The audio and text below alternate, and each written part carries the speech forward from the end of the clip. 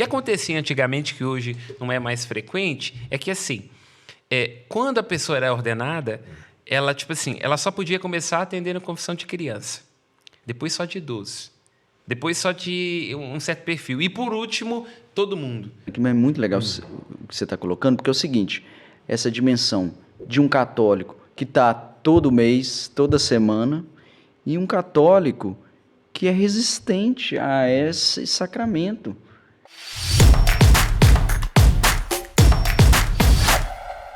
E aí, meu amigo e minha amiga, sejam bem-vindos ao nosso Papo de Sacristia. Meu nome é Marcos e com meu amigo, o glorioso Davi. Por essa você não esperava. Saudações a todos que estavam com saudade de mim e aos que não estavam também. Aos haters também, né? Um beijo a todos. E cada vez que ele vem, vai sofisticando a camisa. Ah, viu? Olha só esse tecido. Esquerda caviar. É festiva. Nada como que um dizia carro Nelson comissionado não faça. Defender a terra do Leblon é bom demais, né? Passa... Aqui, ó. Não demora um iPhone. Vontade de agressiva. Eu diria cachorro, mulher e nem filho. Tem os três. Gosto do iPhone. Nada melhor para alguém assumir o liberalismo que virar pai. Isso aí não tem coisa melhor. Tipo isso. Posso sempre bem vestido, Rick. E vaidoso. Vaidoso, Rick. Câmera, please. O Zé Bonitinho. Vamos um pente aí, produção. Nossa, tamo junto demais. Obrigado, meu amigo. Isso aí, depois, né? Depois faz o capilé. Pix. Faz o Pix. Faz o Pix. Paga pra nós. Magnânimo. Padre Samuel. Saudação, querida audiência da Rádio América, da TV Horizonte, nossas multiplataformas. Mais uma vez, estamos aqui nessa semana para levar um bom bate-papo, descontraído, instigante. Uma série, você está chegando agora no 3º episódio, tem 2 aí sobre os pecados capitais. Nossa gratidão, família dos devotos da Mãe Piedade, nossa grande patrocinadora, faça parte dessa família. E Z2 Comunicação, é claro, essa parceria Um muito abraço especial. aí pra equipe da Z2. Abraço, Zazá. Beijo no coração. Agora, para nós que pecamos demais, os últimos Tu 2 diz. encontros, Tu diz. chegou a Eu tava hora da calado. misericórdia? Chegou a hora da confissão? A confissão é um sacramento muito interessante para a vida da igreja, que passa pelos seus preconceitos, alguns acham que desatualizado, mas considero um grande dom que a igreja pode oferecer e de nos dar a oportunidade de nos reconciliarmos com Deus e uns com os outros.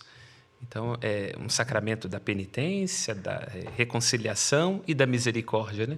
É um grande caminho de volta para dizer que, como falava saudoso Papa Francisco, né? Todo santo teve passado, então todo pecador pode ter futuro. A confissão tem a ver, é isso. Nós temos um futuro, temos uma possibilidade, podemos recomeçar. Não tem a ver, então, com alívio momentâneo. Nem pode ser. Hoje tem muitos grupos aí que estão focados nessa ideia de santidade, que é preciso corresponder a isso ou aquilo, cumprir todas as normas. Que bom, é próprio de quem ama se responsabilizar. Mas a confissão não pode ser entendida como atacado. Olha, é tão ruim quando uma pessoa senta no confessionário e a gente se sente ali como padre, apenas uma máquina de despachar sentença. Meu Deus. É ruim, porque não é para isso, né? Agora é tão bonito o arrependimento. Eu falo, um dos momentos mais interessantes da minha vida, eu posso dizer que, porque ninguém vai conhecer, eu não faço a mínima ideia de quem seja a pessoa, e aí vou dizer para exemplificar. Foi quando eu tive a oportunidade de absolver um assassino. Porque eu estava num lugar com a cabeça baixa e com um confessionário. Eu não faço a mínima ideia de quem seja e nem quero que seja. Vamos falar do confessionário daqui a pouco. E a pessoa, ela se colocou de uma maneira tão profunda, tão densa, com as suas questões, suas razões e por aí vai. E aí ela saiu do confessionário, eu vi pela silhueta, né? E eu estava aqui no confessionário atendendo uma outra pessoa e eu vi essa pessoa numa praça, cercada de familiares, dando um grande abraço, um que eu acredito que era a esposa. Falei, nossa Senhora, se fosse só para viver isso, valeria a pena ter sido ser padre. Bonito, né? Porque ali naquele momento eu falei, gente, o sacramento da confissão é isso. Você sentiu a contrição? Ah, sim. É uma revisão de vida. Era alguém que teve uma vida torta, errada, seguiu caminhos tortuosos e por aí vai, e fez um caminho de volta para a igreja. E ali, naquele momento, eu vi pela silhueta, não sei quem é, mas vi pelo menos, tipo assim, sabe quando você vê de lado, que a roupa é cinza? E aí eu olhei para a praça, a pessoa de costa, cercada pelos familiares, recebendo um grande abraço. Eu falei assim, nossa senhora, é isso, né? Mas aí O filho voltou para casa, né? Isso, aí você já trouxe Lucas 15, você já trouxe toda a dimensão do... com a igreja. Com Deus, E com a se família. reconciliou com os parentes da pessoa que ela matou? Aí é sempre um detalhe. Aí, outro departamento. Ué, fiquei curioso. Vamos dizer A assim... gente tava todo romântico. Não, mas a pergunta do Davi ela é muito pertinente, no sentido assim, porque ela vem ao encontro de uma dúvida. Por que eu tenho que confessar meus pecados para o padre? E por que tem que ser na igreja? Por que não pode ser na minha casa? Porque é isso. Todo pecado, ele é também uma transgressão do coletivo. Ele tem efeitos coletivos, desordens coletivas. Então o padre escuta em nome da igreja. E a ideia da penitência é que tem que ter uma ação satisfatória. Então, eu sempre indico alguma coisa nessa perspectiva, né, de que a pessoa possa fazer algo que, para ela e para a questão social, ela se reflita numa consciência e numa reparação daquilo que foi feito, né? Agora, sempre tomando cuidado para que a penitência ela não seja inviável, porque senão, né, você acaba forçando a pessoa a estar diante de uma situação que ela vai transgredir uma orientação, né? Mas então a confissão serve para nos reconciliar com a nossa própria consciência, tipo isso. Não só. Quer dizer, vamos ao início. O que Jesus veio fazer aqui? Ele veio nos reconciliar com o Pai. A carta aos Efésios. O que era dividido fez um só. No seu sangue derramado na cruz, ele destruiu o muro da inimizade. Inimizade como? Entre nós e os outros?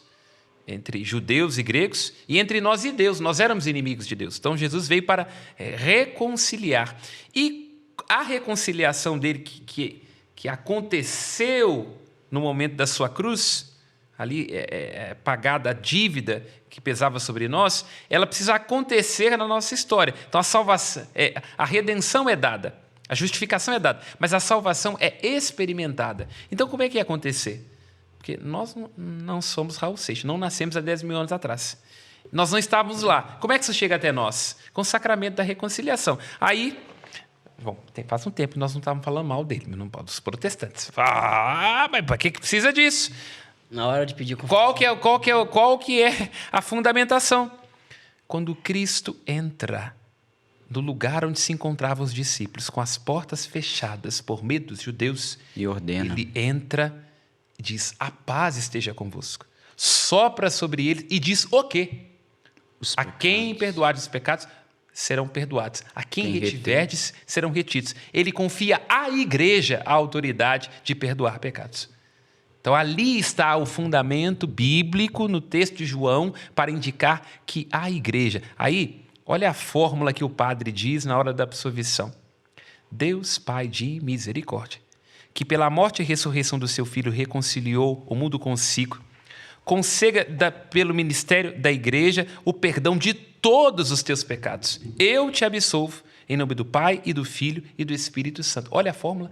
Deus Pai de misericórdia, que reconciliou o mundo consigo e enviou o Espírito Santo para a remissão dos pecados, te conceda o perdão de todos os teus pecados. Eu te absolvo em nome do Pai, do Filho e do Espírito Você Santo. está dizendo isso porque os protestantes não acreditam. Não acreditam nisso, eles se questionam. Que autoridade o padre tem para isso? Então, Por que é o padre? Por que é a igreja? Porque Cristo quis assim. Na religião deles, eles não têm perdão. Tipo, não tem Não tem pecado. Não, confissão. tem... Pecado tem, mas não tem Tem confissão. um... Poxa, tem de uma forma mais pública, né? Não tão íntima assim. Na verdade, Ela nem é pública, porque se ela fosse pública, porque no início da história da igreja, a confissão ela era efetivamente pública. Então, como é que era no início da igreja? A confissão ela era concedida uma vez só na vida para pecados graves. Homicídio, adultério, alguma coisa mais grave, mais séria nessa perspectiva. Mas uma vez só na vida. E tinha que ser confessado publicamente. Então, o cara colocou uma gaia na esposa, no início da igreja ele teria que ir lá no meio da comunidade, porque se o pecado foi realizado, ele também causou feridas na comunidade. Então ele teria que publicamente fazer isso. Os monges, então, sobretudo ali, né, onde hoje é a Irlanda e por aí vai, eles começam a desenvolver a confissão auricular, ou seja, para não expor publicamente o penitente, O padre é o ouvido da igreja para satisfazer a necessidade de publicamente confessar o pecado. Porque para ser perdoado tem que confessar. É tipo assim, para você ir no médico, você tem que falar onde é que está a dor. O médico tem que identificar a causa. Você precisa assumir o que está te fazendo adoecer. Hipócrates, pai da medicina, dizia, se você estiver diante de uma pessoa e você quiser curá-la, a primeira pergunta é, fulano, você está disposto a abrir mão do que te faz adoecer? A confissão serve para isso. Para que a pessoa, num ato de confissão, ela possa dizer, sim, eu estou disposta a abrir mão daquilo que me adoece. E no caso da igreja, é segredo de Estado. Se alguém te falar, olha, matei fulano de tal. E a polícia não sabe. Inviolável. Ele morreu ali. Sobre qualquer circunstância.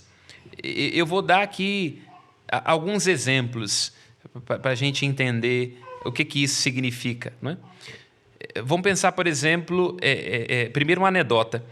Quando a gente entra no teto das igrejas antigas, você pode observar, no teto das igrejas barrocas, Bom Sucesso de Caeté tem isso. Certamente você vai ver uma imagem de São José de Cupertino. E ele tem na mão um alicate com uma língua, porque ele era confessor real, e aí, num determinado momento, vão até ele e falam assim, ou você fala o que te contam, ou a gente arranca a sua língua. E ele escolhe ter a sua língua arrancada. Porque o segredo de confissão para nós padres, ele é inviolável. Significa que se alguém me perguntar algum pecado, alguma coisa do tipo, eu tenho que escolher obrigatoriamente a morte.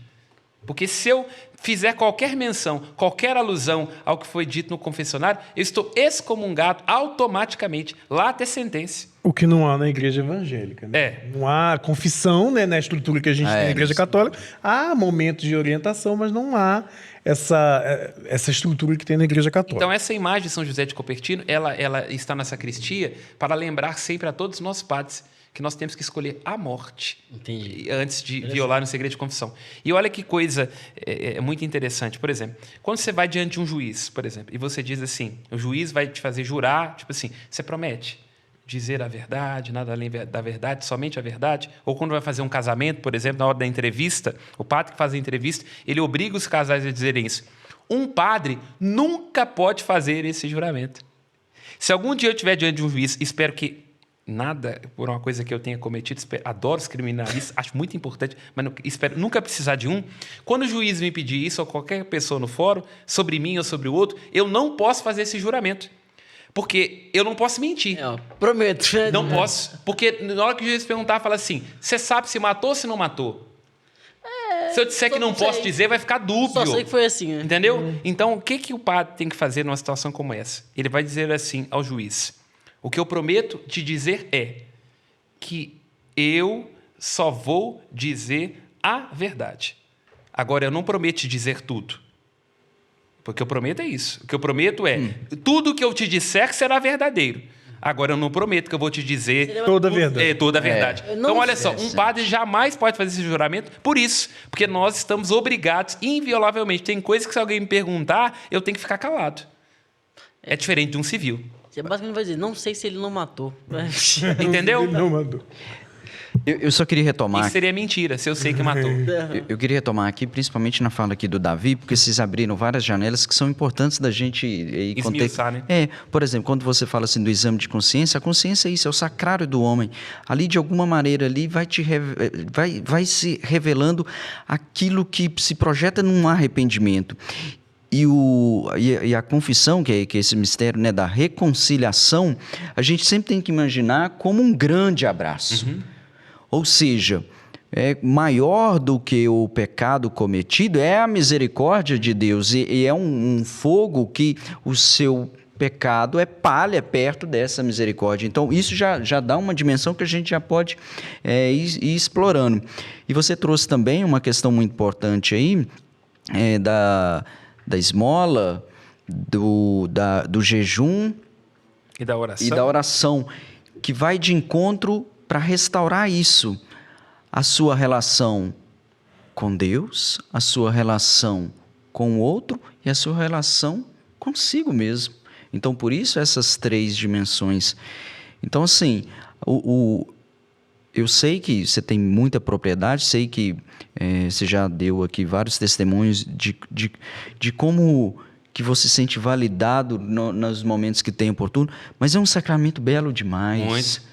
É assim, porque eu fico pensando, para não me delongar demais, é o seguinte, porque é uma guerra.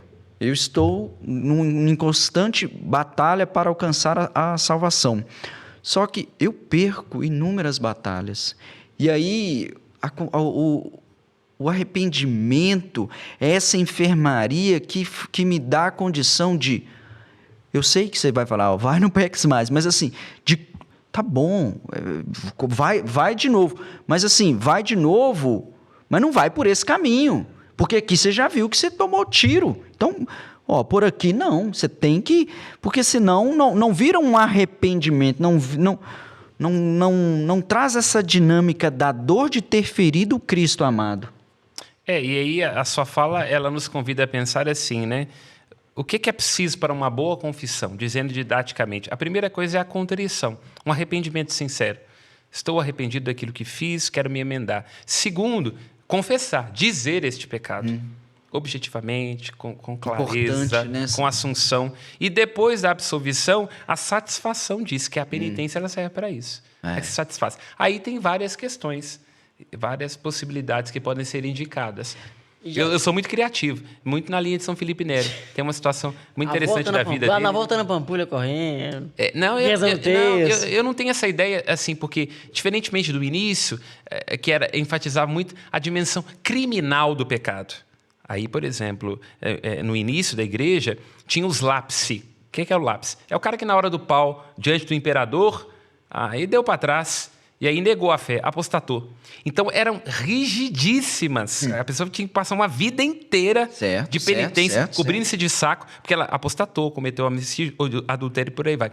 Com o passar do tempo, foi se enfatizando mais a ideia, mais do que suavizar. E não o foco. O foco é um pecado, é uma doença da alma. Então, se você vai no médico e descobre que tem um câncer, o médico não vira para você e fala assim, arranca.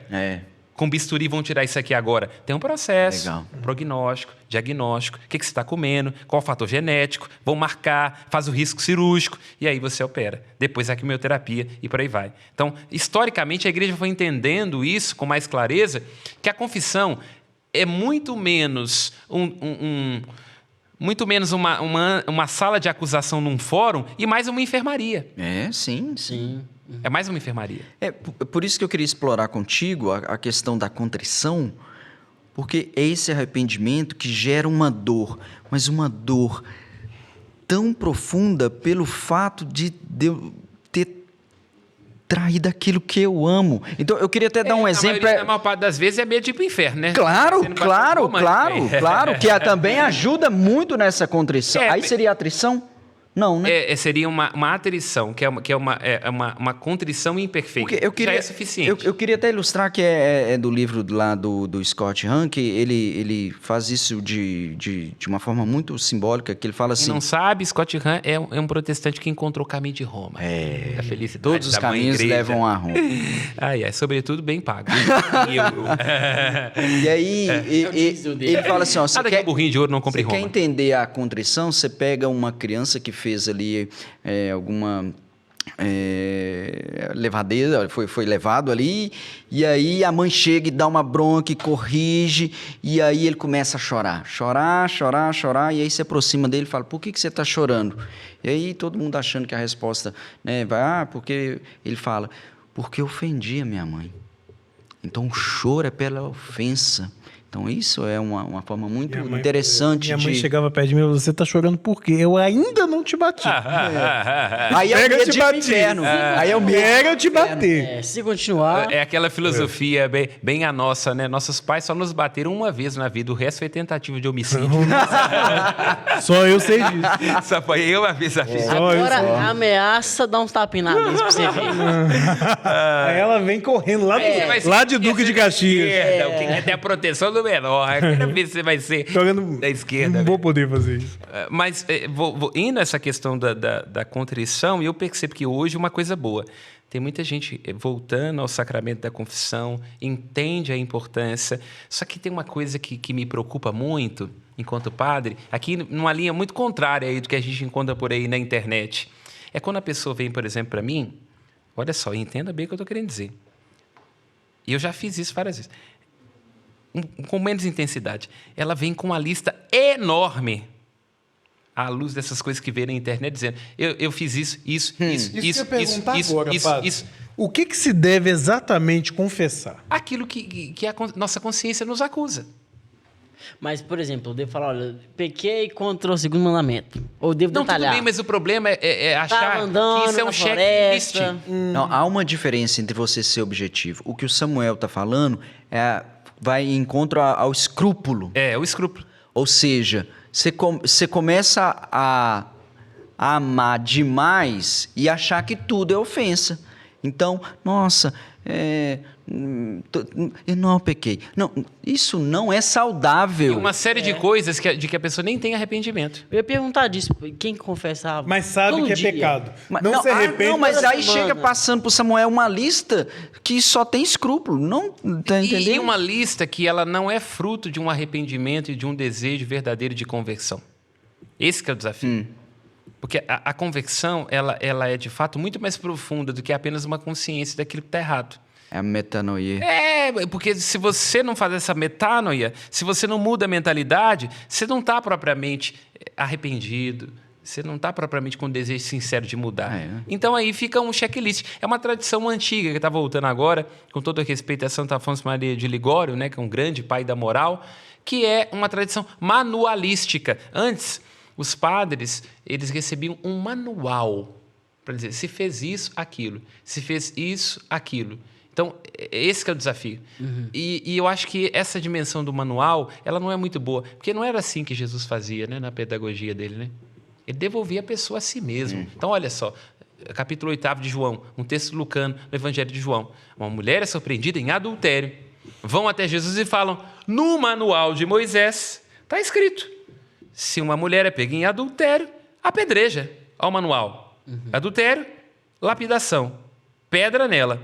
Jesus abaixa e começa a escrever. Aí eles insistem e ficam lá parados. Aí Jesus fala assim, entre aspas, caricaturando, né? Manual eu não tenho, mas tem uma lógica. Quem não tiver pecado, atira a primeira pedra. Olha só. Perfeito. Olha, é isso que é o arrependimento. Olha a consciência. Ele apela à consciência. A consciência que é o importante. Porque, olha só, como ele diz no Evangelho de Mateus. Ele poderia ter tirado a primeira pedra? Podia. E eu imagino que se Nossa Senhora estivesse perto, ele falou, a senhora não. Gostei. Vai atrapalhar meu trabalho, aqui, fica quietinho aí. Aí vai ser duas pedras, não dá, né? Isso é bem aí vai... entendeu? Aí só fica quietinho aí, entendeu? Então, assim, a ideia ali naquele momento é essa, você apela à consciência, daí vem o arrependimento, ou minimamente o medo. Aí ele olha para a mulher e diz, mulher, ninguém te condenou? Eu também não te condeno. Vai e não peques mais. Queria trazer o contraponto de quando a pessoa também começa a falar demais, ou seja, vai falando, mas não sintetizou o que de fato... Olha, eu como confessor, eu não fico muito preocupado com isso, não. Eu acho que cada pessoa tem a sua maneira de se narrar. Eu penso que cada pessoa ela tem um jeito de dizer da sua própria história. E é preciso ter essa sensibilidade para entender as motivações. Olha aquele trecho, capítulo 9 de Marcos. Quando um homem rico se aproxima de Jesus, que deve fazer para alcançar a vida eterna. Aí Jesus fala, cumpre os mandamentos, vai lá e lê, ué. E para quem fala que a gente não é didático, né? Jesus também fala, você quer saber, vai lá e lê. Aí ele fala assim, desde a minha juventude, eu faço. Então uma coisa te falta. E aí ele vai embora, o texto diz... triste, porque tinha muitos bens, e o texto diz que Cristo o olha com amor. Então, olha para você ver que coisa interessante. Essa é a dimensão da misericórdia de Deus. Quer dizer, é a consciência daquilo que a pessoa está perdendo ao abrir mão da misericórdia de Deus, se vendendo por qualquer coisa. Então, o que eu quero dizer? Tem pessoas que você precisa de um movimento, um traquejo. O que eu, particularmente, como confessor, para dizer assim, didaticamente, fico... acho que com uma santa ira, né, para falar do episódio da semana passada, né, passados aí. Eu fico irritado. Quando a pessoa ela está ali simplesmente preocupada com resolver a questão, não tem nem paciência para escutar, aqui foi absolvido, vou embora, é muito irritadiço quando vem essa lista que a pessoa está totalmente despropositada. A lista é bom que você pode levar anotado que ajuda didaticamente para não esquecer. Até eu faço isso, coloco aqui no Keep Notes, entendeu? Mas não pode ser uma questão pura e simplesmente de escrúpulo. E a pior das coisas, quando a pessoa senta no confessionário e fala assim, você sabe, né, padre? A gente, né? Eu não. Aí quando eu tô cansado, eu falo assim, A gente... minha senhora, ô meu senhor, esse pecado eu nunca cometi. A gente não. É você, eu fiz isso. E é muito bonito. Eu gosto muito de atender confissão de criança, porque confissão de criança é rápida e objetiva. E nunca dissimulada. Deus fala a verdade. Criança, translucidamente. Eu desobedeci meu pai. Eu peguei o que não era meu. Aí você vai dar para você fala, opa, peraí, pá, tem uma outra coisa. Coloquei o gato na geladeira. Já escutei isso já, entendeu? Legal. Então a criança, ela é assim, olha, translúcida. Então não enrola, a culpa não é do meu pai. Eu coloquei o gato na geladeira porque... Crianças, não façam isso, pelo amor de Deus, ecologia integral. É porque eu quis... É muito bonito atender confissão de criança. O que é mais confessado, padre? Qual tipo de coisa é mais confessado? Estatisticamente falando, são sempre as questões morais, né? De moral Traição. sexual. Não vou dizer nem traição, mas assim, são sempre as que geralmente são as questões que envolvem as questões morais, sexuais. Isso é muito comum no confessionário. Tipo assim, tô querendo minha vizinha, mas meu marido não pode saber. Coisas do tipo. Há uma dor muito grande nessa perspectiva, né? Em grande maioria. Eu só queria fazer um breve comentário aqui, que eu até contei pra ti, né, que eu encontrei depois aí de 30 anos aí, o padre que fez minha primeira confissão ali, e ele ainda, de maneira muito jocosa, olhou pra mim e falou assim, lembra do seu pecado. Mas a minha mãe me contou um detalhe... Ele devia estar pensando. Mas é pra me zoar. E aí minha mãe me falou assim, pois eu vou te dar mais uma história desse dia.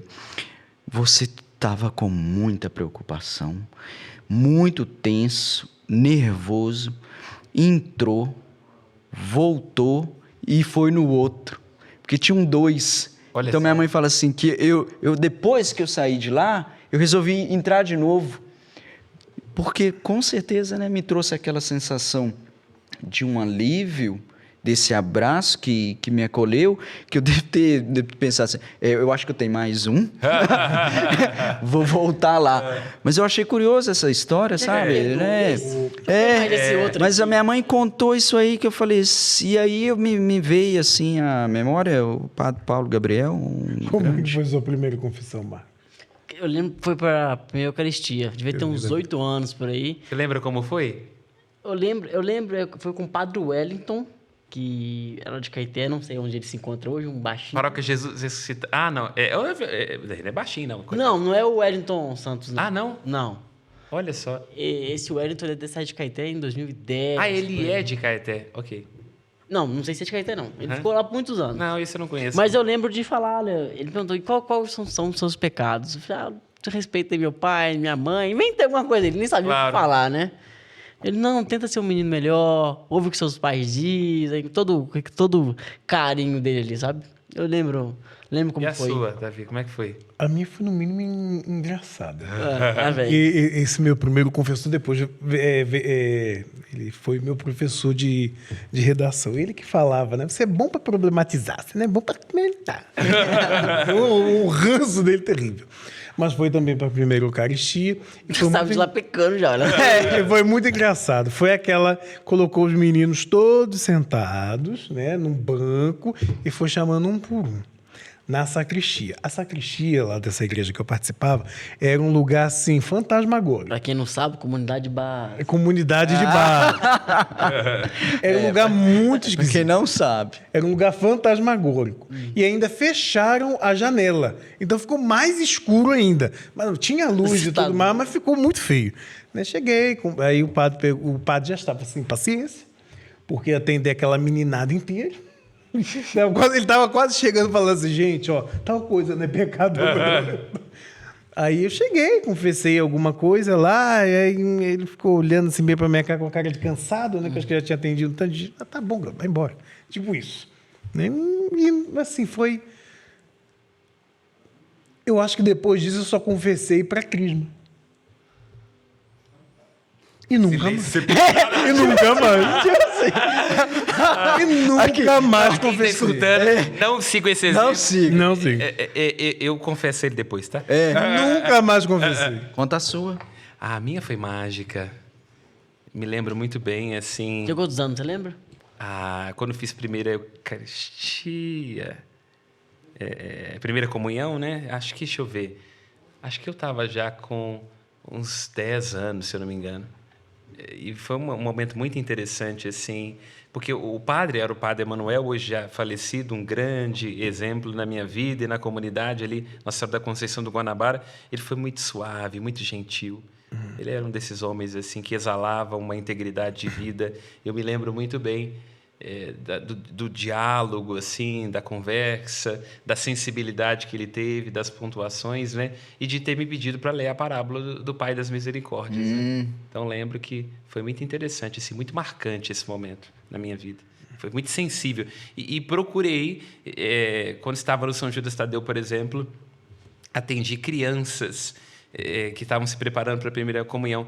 E eu lembro que isso marcou profundamente a vida delas. Porque a ideia era assim, imagina, a primeira vez sendo confessado, eu recém-ordenado padre. Tinha o quê? 1 mês de padre. Então, vai confessar com o padre, aquela coisa toda, as crianças, aquela coisa... Aí eu lembro que eu fui de batina, e assim, numa sala, e os meninos... Coisa desse tamanho, né? Não, saíram, assim, todos saíam da sala com experiências muito interessantes. Eu me lembro dos pais, depois no dia da comunhão, terem falado assim do quanto foi significativo, quanto foi marcante assim para a vida deles. Não, eu contei uma mentira. Mentirinha? Não, eu falei que eu confessei quando eu fiz primeira comunhão. Se justificar. Que eu detestei. Confessei quando eu fiz a crisma, não me lembro exatamente. E depois eu tive um outro momento que eu confessei sim. Foi o único. Nunca mais confessei. 3 vezes, então. 3 vezes. Na minha Para vida. dizer, então, didaticamente, da orientação Faça da do igreja...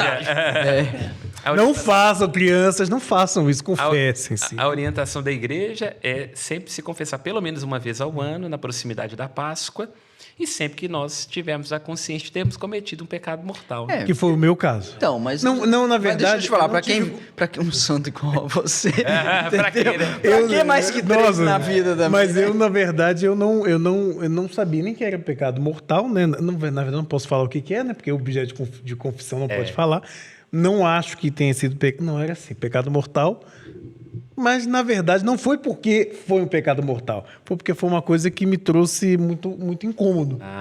Me trouxe muito incômodo, muita vergonha. Então, eu falei assim, Mas, talvez, quem sabe, se eu confessar, eu consigo me reconciliar com a minha própria consciência. Tipo isso. Mas é muito Não legal. foi um ato tão mas olha nobre só, assim. a gente está brincando aqui, mas é muito legal o que você está colocando, porque é o seguinte, essa dimensão de um católico que está todo mês, toda semana, e um católico que é resistente a esse sacramento. Entendeu? Então, assim, é bom pra gente fazer Eu não acho assim... esse balanço, não no sentido assim de que quem está certo ou quem é errado, mas mais desse despertar que a gente está trazendo aqui, de colocar isso na mesa, né? Assim, eu entendo, depois o padre vai trabalhar sobre isso, né, em cima disso. Eu não acho um sacramento tão útil. Tu dizes. Tô falando eu. Eu não acho. Então, por isso que eu não me confesso. Eu acho assim, eu vou chegar diante de um camarada que vai ouvir o que... O quê? Camarada, Não, Que isso? 4 anos de convivência. 4 anos. Camarada, Não, deixa eu te falar. Deixa eu te falar. Nós vamos fazer o seguinte. Nós vamos fazer o seguinte. Assim que Tá até terminar suando agora.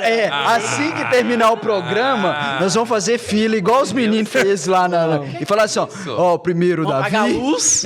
Primeiro Davi, depois o Marcos. Camarada.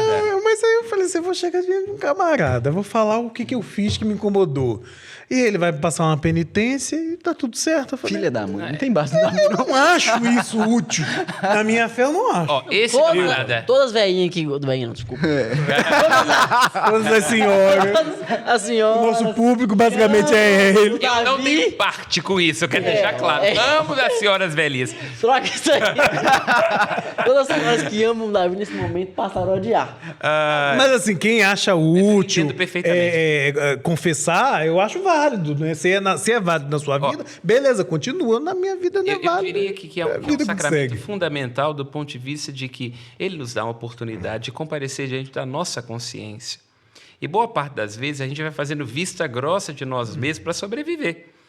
Então, a confissão nos ajuda a estar diante de uma das mais importantes de consciência sobre nós mesmos, é que nós somos falhos, somos limitados. Então, aí sobre a questão de estar diante de um padre, eu também teria feito uma outra coisa, mas parece, segundo a igreja argumenta, e temos essa convicção, que foi o Cristo que quis. Olha, você vê que coisa interessante. Quando nós vamos ser ordenados, na hora da prece consacratória, o bispo pede ao Espírito Santo que desça sobre nós para fazer de nós ministros da reconciliação, como está lá o apóstolo Paulo. Eu vos exorto, deixai-vos reconciliar com Deus. Então, o padre é, antes de tudo, um ministro, um instrumento da reconciliação. E ali não é o padre, é o Cristo que está nele. É em persona Cristo. Então, quer dizer, é o Cristo quem absolve. Agora, eu te entendo. Primeiro, é difícil, via de regra, de encontrar padre para atender. É complexo. A maioria das vezes, nós não somos bem recebidos e acolhidos. Eu lembro, eu tive uma experiência, algo recém-ordenado numa igreja aí, que eu não vou falar qual que é. E aí, eu trabalhando, aquela coisa toda, sempre lá e para cá, e eu gosto de me confessar, né? Sempre. E aí, como é que você passa assim? Eu gostaria de me confessar. Não, como um penitente normal. Não. Como um penitente. Não. Um padre não pode se confessar sem isso, não. Tem que ser uma outra pessoa. Entendi. E aí eu fui, tá? E aí eu cheguei atrasado por conta de trânsito, trabalho, aquela coisa toda. E o padre foi super grosseiro. Padre, você pode me atender um pouquinho? Ele foi e xingou. Ele foi da igreja até a sacristia me xingando. E xingou. Aí eu fui, fiz a penitência, a confissão, aquela coisa toda. Aí, na hora que terminou a confissão, eu segurei no braço dele e falei assim, meu irmão, eu sou sacerdote também. Eu te perdoo também, né? Todos os dias eu vou rezar pelo Senhor. Porque como é que você recebe alguém desse jeito? Então, quer dizer, essa experiência, ela me marca muito porque... É difícil, quando eu vou ter que encontrar um lugar para me confessar, olha, eu tenho que suar, porque tem que ser um lugar, às vezes, à noite, com disponibilidade, porque a minha agenda ela não me permite, com facilidade, né? Então, eu sei que é difícil, encontra-se resistência, eu não tenho dúvida nenhuma.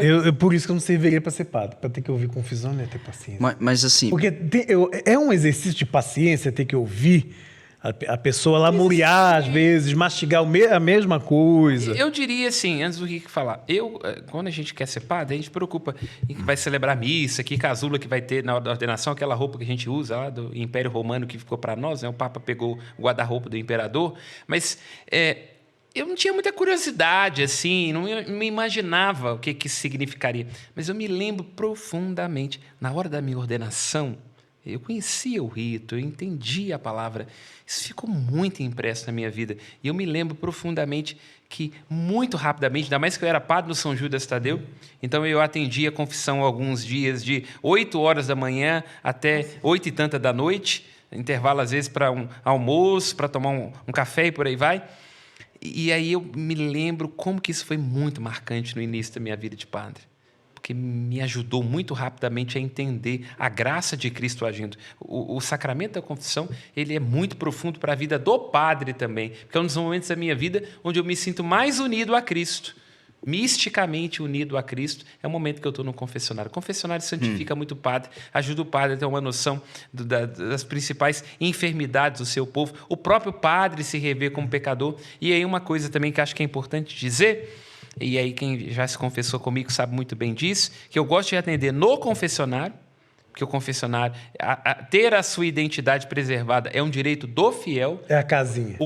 O Código de Direito Canônico, ele pede que toda a paróquia tenha um confessionário. Então é muito importante deixar isso claro. E quando eu não estou no confessionário, eu gosto de ficar com a cabeça baixa. Então as pessoas às vezes chegam até mim e aí eu abaixo a cabeça, porque a maior parte das vezes, quem se confessa comigo, eu não faço a mínima ideia de quem seja.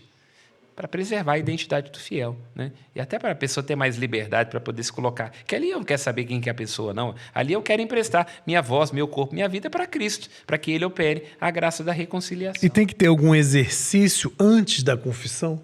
O ato preparatório. Então, o que é o ato preparatório? É o que a gente chama de exame de consciência. que todos nós temos que fazer todos os dias antes de dormir, examinar nossa consciência. E, particularmente, antes da confissão, a gente se programar para fazer essa revisão de vida, daquilo que autenticamente tem que ser apresentado na confissão. Né? Então, é muito bom e salutar que a confissão seja preparada pelo ato de contrição. E tem alguma fala, assim, tem algum roteirinho? Porque esse dia eu estava vendo... O ato de contrição, Mas assim, um roteiro, alguma coisa para falar. Para quem confessa. Porque tem muito tempo. Está perguntando, já é interessante. Começa assim. A pessoa vai diante do padre. Aí o padre, ele diz assim, o Senhor... Os que seguem o rito, né? Enfim. O Senhor esteja em teu coração e em teus lábios, para que arrependido confesse os teus pecados e reconheças a misericórdia de Deus. Aí o rito indica que o padre introduz ali um versículo bíblico. Eu costumo dizer, Senhor, tu sabes tudo, tu sabes que eu te amo. Aí eu digo, quais são os teus pecados? A pessoa diz os seus pecados e por aí vai. Aí eu digo, tem mais algum pecado do qual você gostaria de se confessar? A pessoa diz, não, eu te digo. Então agora reza o ato de contrição. Se ela não sabe, eu repito. Meu Senhor e meu Deus, porque sois sumamente bom, porque vos amo e estimo, pesa-me vos ter ofendido, proponho firmemente com o auxílio da vossa graça a emendar-me e nunca mais os tornar a ofender. O que é importante desse ato? Que pode ser esse formal ou pode ser um outro. Que ali naquele momento a pessoa precisa dizer que ela confessa os seus pecados, que ela confia na misericórdia e que ela tem o firme desejo de não pecar mais. É isso que é importante. O ato de contrição tem que ter isso. Não lembro o ato de contrição. Então fala, Senhor, eu sei que você é misericórdia, confessei os meus pecados e não quero pecar mais. Pronto, já é a contrição ali expressa. Aí eu dou a absolvição, dou para a pessoa uma penitência e logo em seguida uso uma frase, né, que pode ser variável, por exemplo... uma frase que evoca, por exemplo, né? A paixão de nosso Senhor Jesus Cristo, as tuas boas obras sirvam de... a tua paciência, a intercessão dos santos sirvam de prêmio para a vida eterna, vai em paz, amém? Uma coisa nessa perspectiva. Tem várias possibilidades no rito, mas via de regra é isso. E lembrando o quê? Não existe confissão comunitária. Comunitária, se você quer fazer, você tem que gritar para toda a comunidade seu pecado. Do contrário, é um rito penitencial. Qual é a chance de uma confissão comunitária? Você quer ter uma confissão comunitária?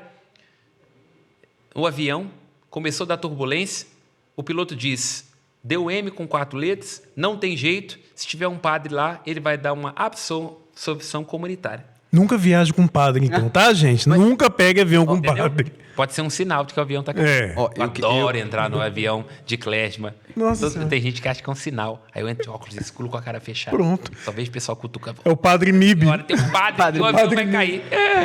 Eu queria fazer uns comentários aqui, que é o seguinte. Muito legal a sua explicação. Eu tenho certeza que o pessoal que está em casa aí deve estar falando, não, que legal que não deve ser confessar com o padre Samuel. Mas o que acontece? No meu caso, alinhado contigo aqui, é desconfortável. Porque ele é amigo, ele é chefe, ele conhece a família, conhece minha rotina, Então, de certa maneira, me abrir para ele, expor para ele o pecado, não me deixa confortável. Entendeu? Tipo assim... Eu entendo perfeitamente. Então, o que acontece? Eu tenho certeza que muitos também devem não ter essa proximidade por esse receio... Por essa questão assim, meio que indigesto, entendeu? Porque muito, com certeza. Ali naquele momento, quer dizer, a confissão é um tribunal, por isso que o padre usa uma estola, que é o símbolo da sua autoridade, pode usar até barrete, que é aquele negócio quadradinho na cabeça, que ele é um tribunal, onde todo mundo sai absolvido. Certo. Então, quer dizer, quem faz ali é Cristo. Quando o padre diz, eu te absolvo, quem fala, eu é o Cristo. Igual na hora da comunhão, isto é, o meu corpo. Então, quer dizer... E eu acho legal também, porque fazendo o contraponto aqui, eu já fui em padres que eu falei, e ele, beleza. Entendeu? Tipo assim, tá perdoado, segue o jogo. Não tem uma orientação? Não teve nada. E eu não tô falando que isso tá certo ou errado. Mas assim, dando também um testemunho, não sei se vocês vão recordar, mas assim, a minha primeira participação no Papo de Sacristia foi para falar da paternidade. E o que abriu meu coração verdadeiramente foi durante uma confissão E o padre falou algo, né, que para mim me marcou muito, que ele falou, faça como São José, confia, a hora da família é agora. Então, ou seja, mais do que o arrependimento, a confissão, o direcionamento espiritual possibilitou ali, naquele momento, o nascimento da minha filha. Nós, padres, eu diria, escutei isso e achei muito forte, né? Nós somos responsáveis também, em boa parte da medida, pela desvalorização do sacramento da confissão. Que é difícil encontrar, não tem horário, a gente relativiza. Então, é uma crítica séria. Padre, uma dúvida que surgiu aqui de uma coisa que eu vi na internet, olha que coisa boba, né? Mas é uma situação. Um padre que ouviu uma confissão que mexeu muito com ele, esse padre foi se confessar com outro padre. Isso pode? Eu não diria que nesse caso não faria sentido, né? É isso que eu estou perguntando. Não, ele não pode. Já vou. Esse Marco tá que ligeiro. Tem um negócio aqui que eu não sei como é que resolve. Não. Ajuda rapidão. Eu diria que se alguma coisa mexeu com o padre, o ideal seria procurar o orientador espiritual dele, não expor a pessoa, ou um terapeuta, diríamos assim, nessa perspectiva. O que acontecia antigamente, que hoje não é mais frequente, é que assim, quando a pessoa era ordenada, ela só podia começar atendendo confissão de criança, depois só de idoso, depois só de um certo perfil, e por último, todo mundo. Hoje isso já não é mais usual, porque de fato tem determinadas coisas que você escuta que elas te provocam, assim, né? Em vários aspectos, vamos dizer assim, né? Mas aí é a ação da graça de Deus, terapia em dia, o padre se confessando, para saber lidar com isso, né? Mas é claro que tem coisas que atravessa. Para finalizar o programa. Nossa, que corte seco. Tramontina. Mais eficiente que isso. Só o Grupo Zelo. Tramontina. Grupo Zelo. Literalmente. Finaliza, né? Finaliza. Mas quem tem, vive bem. Exatamente. Mas aqui, para acabar, para quem tem Bem interessante dificuldade essa frase. em confessar. Para quem tem dificuldade em se confessar, qual que seria a sua orientação? Olhar para Cristo. Uma boa confissão é aquela que você olha menos para você e mais para Cristo. Confiar na misericórdia de Deus. Se alguém diz que você pode ganhar um prêmio na loteria, você espera? Não, você vai lá e corre atrás. O grande prêmio da sua vida é a salvação que Cristo te trouxe. Vai esperar para quê? Eu não gosto de coisa suja.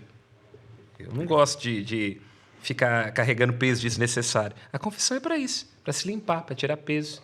Então, procurar, eu sempre falo assim, procure um bom padre, um bom momento para poder se confessar. É o que eu faço, eu procuro lugares e ambientes que me deixam mais confortáveis para que eu possa me confessar. Amém? Eu pensei que o Rick ia falar. Não, depois dessa aí, meu filho. Não, então amém. Finalizado. Cortado. Aproveitando a quaresma, uma boa confissão. Nada de medo. É uma experiência de misericórdia, de encontro com Cristo, né? Amém. Amém.